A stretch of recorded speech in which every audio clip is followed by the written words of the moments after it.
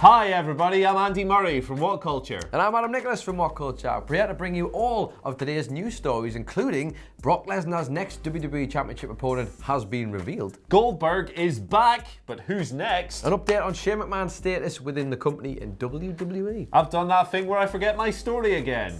Gonna tell you about an NXT UK wrestler that Triple H really loves. It's a good gimmick, this, how you just keep dropping it in. They think they've lost you and then they get it back. Scripted, mate. We also have an injury update on Kalisto. And WWE stocks are down again. This is the news. But we are going to kick things off with a rather complicated story. And I say complicated, you'll see what I mean. So WrestleVotes came out last night with a tweet suggesting that, I'll just read the damn thing to you, will I? Let's do that. Word coming out of Raw is that more suspensions are coming. Must be something in that Southern California water, hint hint. Working to confirm details. Then, shortly after, they followed up with a picture, rather irresponsibly, they followed up with a picture of Samoa Joe. And why do I say rather irresponsibly? It's because Sean Ross Sapp over at Fightful, the tremendous journalist that he is, immediately went to WWE to try and confirm or deny this story.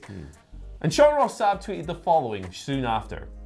In regards to the rumours of possible suspensions coming in WWE, top staff within the company have vehemently, that word, denied to Fightful.com and Fightful Select that Samoa Joe is suspended. So they have denied the Joe talk in the strongest possible terms. That doesn't necessarily mean that suspensions aren't forthcoming. Maybe we'll learn more about these over the coming days. But the Joe thing, it's like, why bring his name into it in the first place? Although at least we know definitively from Mr. Sapp that it's not Joe who is currently injured with a concussion. Really weird this. Like, why would you just chuck a picture of Samoa Joe in there? It's pretty irresponsible, that really, isn't it? It's a bit daft. And especially when the man's already injured. He's already going through a time. That's not good, not good. But putting that aside though, I guess for the second, it'll be interesting to see if these suspensions are a thing that keeps happening. And I wonder if there's been a slight tweak, perhaps. Maybe to the policy, because it's odd that suddenly all these people are now getting caught out or suddenly failing the test, which is It'd be interesting to learn that actually, because like, before Primo and Robert Roode, who were suspended on the 10th of December, there hadn't been a suspension since, I think it was October 2016, when Paige handed a 60-day suspension for her second violation that year. So it's kind of interesting that potentially we could have like 4 or 5 names suspended within 3 months after 3 years of nobody getting suspended at all. So it'd be cool to see if anything comes out relating to that. Have they tweaked the policy, or are people just getting a little bit, are they enforcing it a little bit more? Are people getting a little bit sloppy with it? Well, it was the last time as well. I'm sure there was a whole flurry of them around 2016 as well, wasn't it? Around that time, because it must be a case of maybe when the Super try to enforce it, that's when everybody seems to get caught out. Who knows? I'm sure we'll find out in the coming weeks and months. One man who in the past, you could probably say, has been immune to WWE's wellness policy is Brock Lesnar. And good old Brock. Good old Brock, our good friend. And apparently in the UFC too. But hey, that's a whole other story, a completely other different story. Let's focus on Brock Lesnar and his WWE Championship, because last night on Monday Night Raw, we found out who will be the next person to challenge for that belt. We had a triple threat match to determine Brock Lesnar's opponent at WWE Super Showdown in Saudi Arabia, which I know you're all looking forward to very much. It was a good little match. We had Seth Rollins, Ricochet, and the almighty Bobby Lashley. And of course, Ricochet, who got the win after doing the 630, is it the 630? 619. Landed the splash on Bobby Lashley, got the pin. He's going to face Brock Lesnar. I don't know if I should thank you or say goodbye to your family for you. Who knows? But he didn't have to wait long to find out, because Brock Lesnar came down to the ring, F5'd the bejesus out of him, and I guess now it's on the recovery. This is interesting, because this is kind of testament to Raw, really, because we've seen already that Ricochet and Brock had a little bit of a thing a couple of weeks back on Raw. Then Ricochet was obviously involved in Brock's elimination in the Royal Rumble. I'm kind of into this, and this obviously we've seen Brock's history with smaller dudes. He has great matches. This is surely going to be great. Yeah, it's a neat little story, this, isn't it? All the little bits and pieces from the past week or so adding to this match. I do know that Ricochet's move is the 630, not the 619. He knows, don't worry. Little joke. I like the cover there. You got to, because sometimes people aren't the best. But this is kind of like the perfect fill-in opponent, I think, because like you say, Brock tends to have his better matches with smaller flippy dudes who can bounce off them and stuff. So I'm sure it's going to be if it's given time, of course. That's key. Yeah. There's every chance that this could last 3 minutes, which may not go down all that well. But hey, look, it's Brock. At the end of the day, he's got to beat this guy to be built up as a bigger pedestal for Drew to potentially come in and topple at WrestleMania. So, you know, I don't necessarily think it should be a 50-50 match but you know, Ricochet should obviously get some offense in. I think it could be a lot of fun. Well, all the guys who've gone up against him in that role seem to have come off better off. Yeah. You know, AJ, Finn, who's the Daniel Bryan, that's the other thing. Even Ray, like that angle was really cool. Even the Ray one, the Ray match was so believable. Yeah. He came out dead fast. Ricochet can only hope his stock goes up, although we assume he's not going to win. Yeah. Imagine if he does. Oh God. just for a swerve, for the sake of it. Yeah, we'll just throw a swerve in I'm the superhero and now I'm the champion. That'd be weird. Brilliant stuff. Oh, I mean, to be fair, Ricochet and Drew have had some pretty good matches. It wouldn't be a bad match, that would it? Let's be honest. Don't think it's going to be the main event. No, I can't see that. Anyway, let's move on. Not enough beef. Speaking of beef, guess who's coming back? Goldberg! Members of the bald community rejoice, our leader has returned, or is returning, sorry. On this week's episode of SmackDown, it was announced on last night's Raw. The narrator said, we're going to find out who's next. There's a preview on WWE.com that says, hey, we're going to find out Goldberg's next move on SmackDown this Friday night. So he was last seen, of course, smashing Dolph Ziggler in that hilarious squash at SummerSlam. Great stuff. But Goldberg is taken to Instagram with a little post here shortly after the show. Picture of him. I know there's some guy in like fancy colors who's presumably just been beaten up and jackhammered. He says, this was the first. Looks like there could be more. Hashtag I'm back. Hashtag who's next. Hashtag spear. Hashtag jackhammer. There's a lot of spears, a lot of hashtags there. But one hashtag missing from there is Saudi Arabia. Oh, well. Super Showdown's coming around the corner. Bill Goldberg, presumably, likes big paydays. Probably going to wrestle in Saudi Arabia. Bet he likes money. I like money. Bill probably likes money as well. Probably likes money. That's why they call me Andy Money. They don't. No one calls me that. Nobody ever calls you that, apart from you. Yeah. In your dreams. The thing here is that Brock Lesnar, Bill Goldberg, has probably got some demons to exercise, you'd imagine. Now, I know it was it Crown Jewel? It was Crown Jewel, wasn't it? Crown Jewel, where that last not so memorable match happened of his. He probably wants to right that wrong, you'd imagine. And if you're going to right it wrong, you might as well get a big fat payday if you're Bill Goldberg. I'm sure this is right up his street. Yeah, I think it's going to be the same as last time. He'll maybe come in, the same as the Ziggler match, come in, do a couple of moves and win against some heel that everyone wants to see lose. Baron Corbin. There you go. That's the match. Yeah, I can see that. 1.5 minutes. 1.5 stars. Jobs are good. That's what I want, in and out. Yeah. They don't all have to be flashed, do they? Exactly. In the words of Big E, man, you want your 30-minute classics. You want your 5-star matches. You want to talk about work rate? Yeah. No, not in this case. I want a stupid squash. Yep. Do it. Absolutely. Well, let's move from one person who's had a bit of a history in Crown Jewel all the way over to another. We're going to talk about Shane McMahon, because obviously you may have noticed that Shane McMahon hasn't really been on TV a lot recently, has he? In fact, I know you've all been super happy about that, because I certainly have.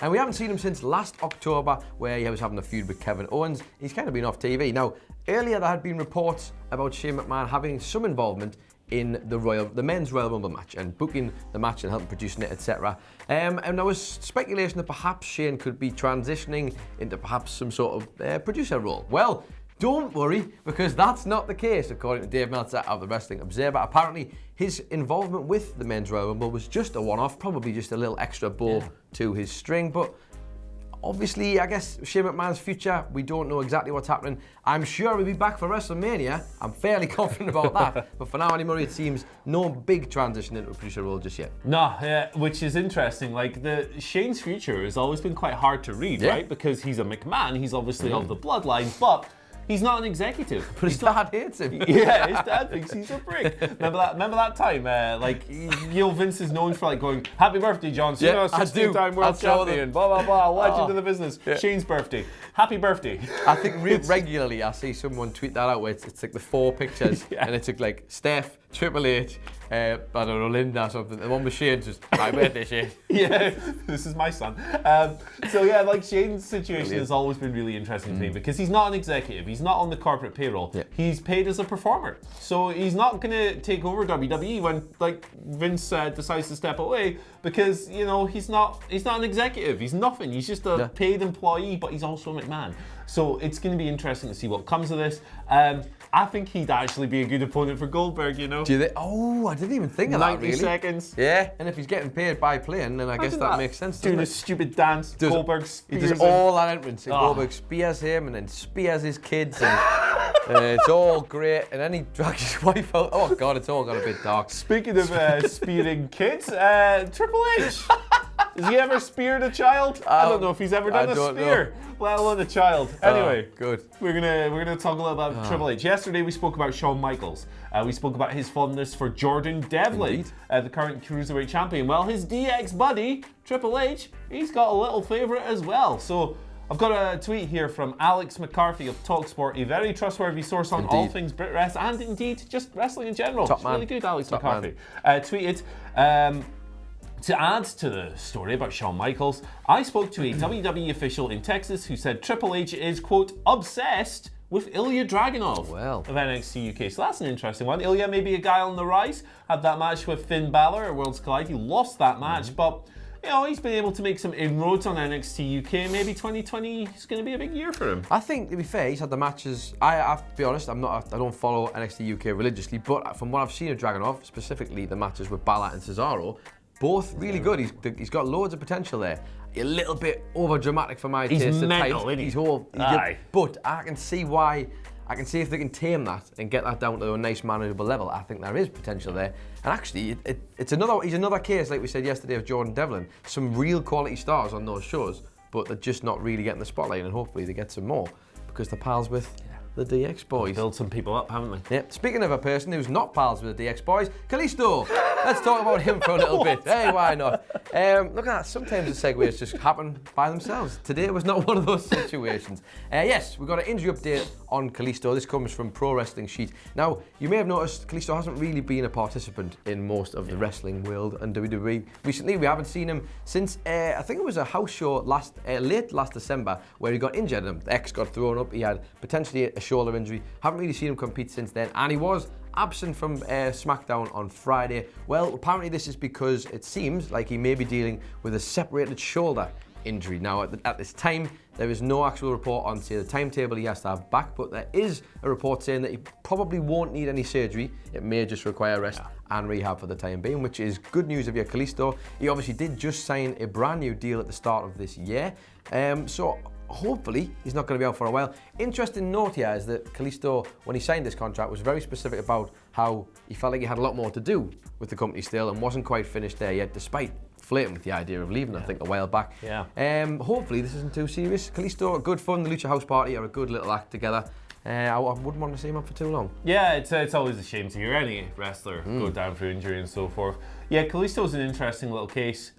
Struggled for traction at times on WWE, particularly on the main roster. Lucha Dragons were a thing for a while in NXT as well, but yeah, I mean, I hope he recovers nice and quick. He's a very talented guy between the ropes. Obviously, you know, we all remember the classic moment, the good lucha things. Make a good lucha thing. That was really good stuff. But like, he did have that run. That run as a US champ, I genuinely thought was great. It's some really good matches with Ryback of all people. Like, cool. He got a good match out of our best friend Ryback. Yeah, loves the channel, doesn't he? Ryback, the big stupid oaf. You see that video of him popping the bubbly? You see that video of him?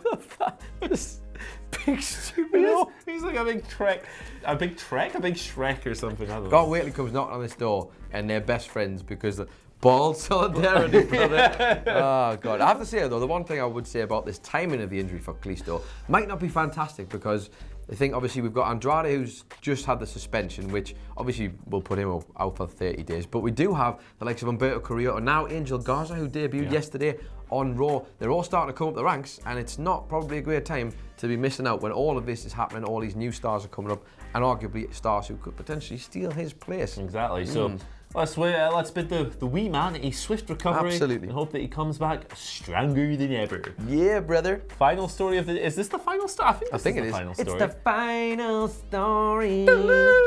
WWE stocks are down. I'm never doing that again. But WWE stocks, they continue to slide. So last week they plummeted with the turmoil in the news of George Barrios and Michelle Wilson, their departure. Turmoil like that in the boardroom. They were two of WWE's top 5 executives. That kind of turmoil creates uncertainty among investors, so of course stock prices are affected. But got some more news today from the NYSE, the New York Stock Exchange. WWE stock was down 6.06% yesterday. It closed at $46.08 per share after opening previously at $48.88. So they were down also a further 0.17% in aftermarket trading at $46 per share. I don't know the first thing about the goddamn stock market, but that doesn't sound great. We've got the big investor call coming up later this week. Very interesting set of financial reports forthcoming. We're going to have a situation, right, where WWE are going to announce record profits, but every consumer-driven metric other than that is going to be down potentially. So it's going to be a weird old week behind the scenes. I'm looking forward to seeing what comes out of it. Adam Nicholas, you've watched Wolf of Wall Street, you know about stocks. You've been to New York. Tell me what this means, Alan Sugar. What this means, Andy Murray, is that the whole system has been buckled by the trend that Saudi Arabia has poured so much money into WWE that they're going to be sitting there like, well, we do like money, but apparently stocks are down. But what about the money? We've not had this much money before. Yeah, but the stock. But what about the money? Yeah, man. That's ultimately how I see this is going. It is fascinating though, because what a weird scenario where it seems like almost as if there's no consequences. If you're talking about revenue to stock prices, there's no consequences for them, which is really odd. Obviously that's coming from an absolute layman when it comes to stocks. I'm sure lots of people are typing furiously now saying, you idiot, that's not how it works. But actually, I do wonder though, does that mean it'd be a good time to buy stocks now on the assumption that they're going to go back up? I think so in theory. Like I say, I'm no Michael Wall Street. I'm no Wall Street Wolf, Leonardo da Wolf Caprio, Jordan Belfort, Vitor Belfort. Bad. Should we just wrap this video up? This is a gimmick. Just something Michael else. Wall, you lost me at Michael Wall Street. NWO legend. Anyway, oh well, never mind. Thank you for joining us today. If today. you do know about stocks and shares, just tell us Educate in the us. comments. Educate us morons, because we're just YouTube goobers, and you are probably smarter than us. Thank you for joining us today. You can follow us on Twitter at WhatCulture WWE. Almost forgot the thing. Hashtag this is the news. If you want to send us stuff, you can follow Adam Nicholas on Twitter at... It's Adam Nicholas. You can follow Andy Murray on Twitter at Andy H. Murray. The H stands for Hoobs. Remember them? Yes. They were good, man. They were good. Respect to the Hoobs. Peace out. See you later. Respect to the stock market. Shout outs to all the balds. Yep, and beards.